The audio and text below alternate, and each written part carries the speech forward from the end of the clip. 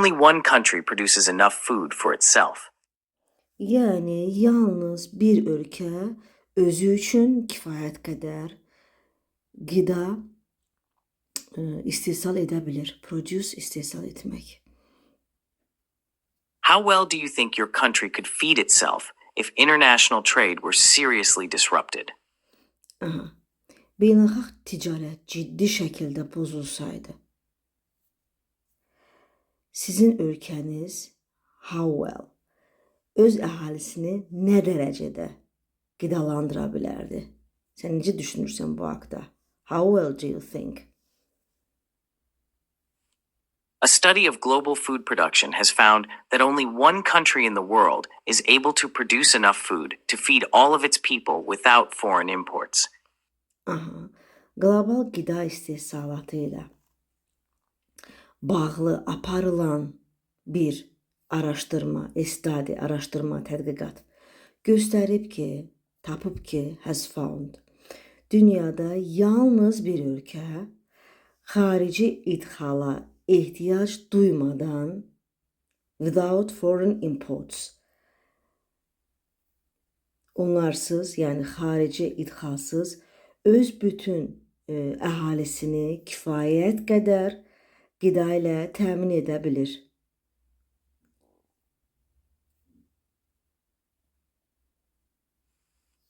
Researchers from Germany and the UK looked at data from 186 countries to see which of them could be self-sufficient in 7 important food groups. Aha, deməli, Almaniya və Böyük Britaniyadan olan tədqiqatçılar 186 ölkənin məlumatlarına baxaraq, onların 7 əsas qida qrupu üzrə özünü təmin edib və ya edə bilmədiyini araşdırır. These were fruit, vegetables, meat, fish, dairy products, starchy staples, things like bread, rice, pasta, and potatoes, and legumes, nuts, and seeds. Aha, deməli, bu qidalar hansıları idilər? Bu qidalar meyvə, tərəvəz, ət, balıq, süd məhsulları, nişastalı əsas qidalar. Əsas nə idi burada? Starchy. Əsas qidalar idi. Nişastalı əsas qidalar, çörək, düyü, makaron, kartof kimi bu tipli və legumes, yəni paxlalılar, qoz, fındıq və toxumlar bu kimi. The only country that was able to produce enough food in all 7 groups was Guyana, an English-speaking country on the north coast of South America that has a population of around 830,000. Aha, deməli, bu 7 qida qrupunun hamısı üzrə yetərincə kifayət qədər qida istehsal edə bilən yeganə ölkə hansı olub? Guyana. Guyana olub. Bu ölkə deməli Cənubi Amerikanın şimal sahilində yerləşir və təxminən 830 min əhalisi olan ingilis dilli bir ölkədir. China and Vietnam came next, being able to produce enough food in 6 of the 7 food groups. But just Aha. Deməli, Çin və Vietnam isə ondan sonra gəlir, ondan sonra yerdə qərarlaşıblar. Onlar 7 qida qrupundan 6-sı üzrə özlərini təmin edə bilirlər. Food in 6 of the 7, yəni 7-sindən 6-sında. South America that has a population of around 830,000. China and Vietnam came next, being able to produce enough food in 6 of the 7 food groups. But just 1 in 7 countries produced enough food in 5 or more groups. Yəni, amma hər 7 ölkədən yalnız biri 5 və ya daha çox qida qrupu üzrə, yəni lazımı qədər qida istehsal edə bilir. Just 1 in 7. Hər 7-dən yalnız biri. Altogether, the researchers found that more than a third of all countries could not produce enough food, in more than 2 of the 7 groups, enough food for itself. Ne deməkdir? Yəni ümumilikdə all together hamısını birlikdə nəzərə alsaq, araşdırma, tədqiqat göstərir ki, ölkələrin 1/3-dən çoxu more than a third, 1/3-dən çoxu 7 qida qrupunun ikisindən artıq, yəni 7-sinin ancaq ikisini heç bir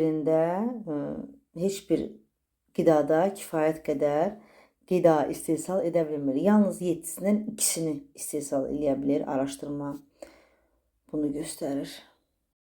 6 countries, Afghanistan, the United Arab Emirates, Iraq, Macau, Qatar, and Yemen, were unable to produce enough food in any of the food groups. The researchers also found that 60 Deməli, həmçinin 6 ölkə, and 6 countries, həm də 6 ölkə, məsələn, Əfqanistan, Birləşmiş Ərəb Əmirlikləri, İraq, Makao, Qatar və ya Yemen heç bir qida qrupu üzrə öz ehtiyaclarını qarşılayacaq qədər istehsal edə bilmir. Unable. in any of the food groups. The researchers also found that 65% of the countries were producing more meat and dairy than was needed for their own population. Tədqiqatçılar deməli onu da müəyyən ediblər ki, ölkələrin 65% öz əhalisi üçün lazım olan qidadan olduğundan daha çox ət və süd məhsulları istehsal edir. But under 50% were producing enough starchy staples or plant-based proteins like legumes, nuts, and seeds.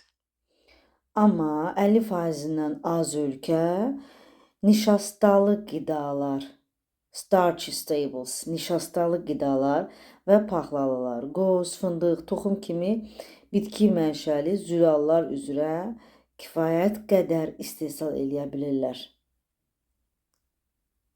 And just 24% were producing enough vegetables. Yəni, cəmi 24% ölkə kifayət qədər tərəvəz istehsal edirdi və yaxud da ki. Speaking to BBC Science Focus, Jonas Stell, the lead author of the study, said there may be good reasons why a country isn't able to produce most of the food it needs and that it could be cheaper to import. But he... Deməli, araşdırmanın aparıcı müəllifi, əsas müəllifi John Stell, daha doğrusu Jonas Stell, BBC Science Focus jurnalına bildirib ki, bir ölkənin öz ehtiyacını qarşılayacaq qədər qida istehsal etməməsinin məntiqi səbəbləri də ola bilər. Yaxşı səbəbləri ola bilər, good reasons ola bilər. Məsələn, bu nə ola bilər? Məsələn, idxal ona ucuz başa gələ bilər. Daha ucuz başa gələ bilər buna görə. İstehsal etməz, yalnız idxal edər buna görə. But he warned that low self-sufficiency might make it difficult for a country to manage global food supply shocks, such as droughts, wars, or export bans. Amma o xəbərdarlıq eləyib ki, xəbərdarlıq eləmək, deməli, aşağı özünü təmin etmə səviyyəsi, ölkələrin quraqlıq, drought, quraqlıq, müharibələr və ya ixrac qadağaları, export bans, ixrac qadağaları kimi qlobal qida təchizatı şokları ilə mübarizə aparmasını çətinləşdirə bilər. Siz yeni bir mətnlə tanış oldunuz, həm dinlədiniz, həm tərcümə eşitdiniz. Sizcə hansı sözləri bilmirdiniz və hansı yeni sözlər lüğətinizə daxil oldu?